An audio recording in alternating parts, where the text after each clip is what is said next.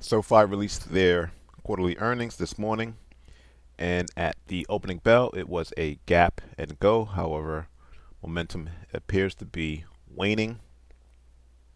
So, gap net revenue was $498 million. That was good for 37% year over year. Adjusted EBITDA was 77 million. That was 278% increase year over year.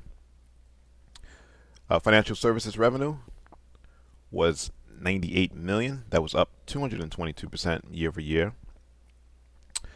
Regarding the quarter, although they lost 6% or 6 cents, that still beat expectations of negative 7%. So they reported a negative 6%. That was good, better than Wall Street expectations of negative 7%. And revenue was 489 million. That beat expectations of 473 million.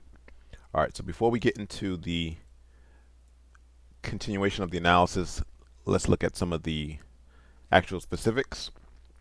So members grew in the quarter, 584,000 new members. That was good for 44% year over year. It's been a nice steady increase. They added 847,000 new products in Q2. That was good for 43% year over year, and again, a nice steady increase. The Galileo accounts, that grew 11% year over year. As you can see, it's basing, but the expectation is that these accounts will continue to rise over the coming years. Lending and financial services. This is where they have a huge opportunity as student loans that were on pause for years will no longer be on pause, I believe, beginning August, September. And what that means is that people that hold student loans are going to have to refinance, and that should benefit SoFi. So lending products, nice steady increase. That was good for 25% year over year. Financial services, 47% year over year. Steep incline. All right, so let's get back to the analysis as the stock is up roughly 17%.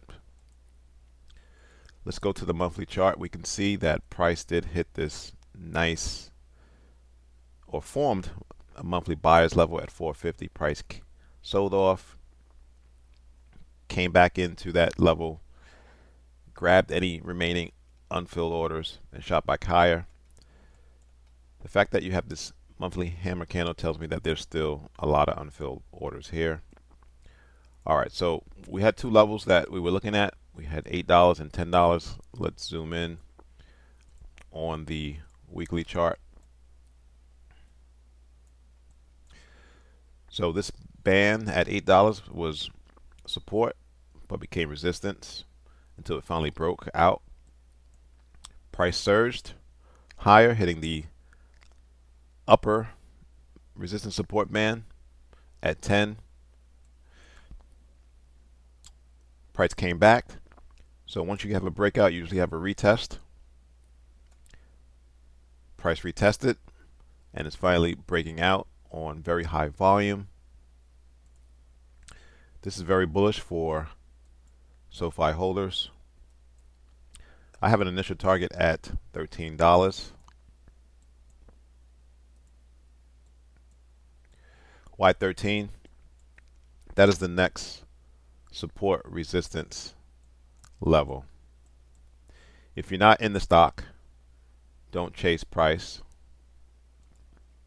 You could have another scenario shaping up where potentially even price fills the gap.